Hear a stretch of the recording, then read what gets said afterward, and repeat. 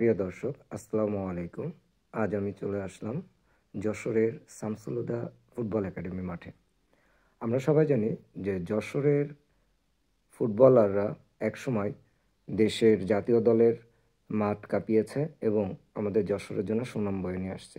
তবে এখন পর্যাপ্ত মাঠের অভাবে এই ফুটবলার তৈরি হচ্ছে না, এবং এই ফুটবলার তৈরি না হওয়ার কারণে এই সমাজে মাদকাসক্ত তরুণের সংখ্যা বেড়ে গিয়েছে এবং অপরাধীর সংখ্যা বেড়ে গিয়েছে। এই জন্য শামসুল হুদা একাডেমির পক্ষ থেকে নেওয়া হয়েছে এক ভিন্নধর্মী উদ্যোগ।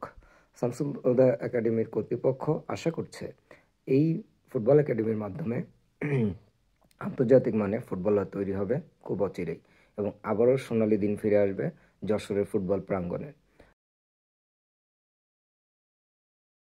90 দশক বা এর আগে যাদের জন্ম হয়েছে তারা জানেন যে যশোরের ফুটবলের কী পরিমাণে জৌলুস ছিল। আমি সৌভাগ্যবান, আমি 90 দশকে জন্মগ্রহণ করেছি এবং আমার জন্মের 10 বছর পর পর্যন্ত আমি দেখেছি যে যশোরের ফুটবল প্রাঙ্গণ কী পরিমাণে জমজমাট ছিল। যশোরের প্লেয়াররা আবাহনী, মোহামেডান, মুক্তিযোদ্ধার মতো ন্যাশনাল টিমে দাপিয়ে বেরিয়েছে এবং সগৌরবে যশোরের মুখ উজ্জ্বল করেছে। তবে এখন সঠিক পরিচর্যার অভাবে এই নতুন নতুন ফুটবল প্লেয়ার তৈরি হচ্ছে না, যার দরুন এখন সমাজে মাদকাসক্ত তরুণের সংখ্যা বেড়েছে, সাথে সাথে উদ্বেগজনকভাবে যে কিশোর গ্যাংয়ের জন্ম হচ্ছে এবং অপরাধের সাথে জড়িয়ে যাচ্ছে। আসলে খেলাধুলায় বাড়ে বল।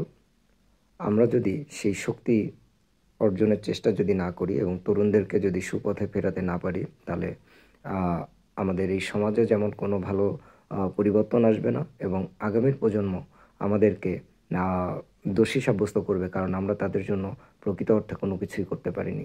এই ব্যর্থতা দায় থেকে মুক্তি হওয়ার জন্যই শামসুল হুদা একাডেমি কর্তৃপক্ষ এবং সাবেক ফুটবলাররা সম্মিলিত প্রচেষ্টার মাধ্যমে এই যশোরকে এগিয়ে নেওয়ার চেষ্টা করছেন ক্রীড়া অঙ্গনে। আমরা ইতিমধ্যে তার সুফল লক্ষ্য করছি। বসুন্ধরা কিংস এবং ধানমন্ডি ক্লাব, আবাহনী ক্লাব সহ বিভিন্ন ক্লাবে এখন যে হাই রেটিং প্লেয়ার রয়েছে যশোরের, তারা এই শামসুল হুদা একাডেমির পরিচর্যার মাধ্যমে উঠে এসেছে। এবং আমরা জানি যশোরে অনেক ফুটবল চাষি রয়েছেন, তার মধ্যে জনাব হজরত আলী এবং বর্তমানে জনাব পলাশ সাহেব এখন এই যশোরের ফুটবলের হাল ধরার চেষ্টা করছেন এবং তারা এই যশোরের ফুটবলকে এগিয়ে নিয়ে যাওয়ার চেষ্টা করছেন। তাদেরকে সাধুবাদ জানাই, এবং সাথে সাথে এমন আরও অনেক ফুটবল একাডেমি, বেশ কয়েকটি ফুটবল একাডেমি তৈরি হোক যশোরে, এবং যারা বিশিষ্ট শিল্পপতি রয়েছেন তাদের কাছে অনুরোধ, আপনারা ব্যবসার পাশাপাশি যশোরের ক্রীড়া অঙ্গনের দিকে যদি মনোযোগ দেন, তাহলে অচিরেই আবারও সেই সোনালী দিনে ফেরত যাবে যশোরের ফুটবল। এই প্রত্যাশা ব্যক্ত করে আজকের মতো বিদায় নিচ্ছি। আসসালামু আলাইকুম রহমতুল্লাহ।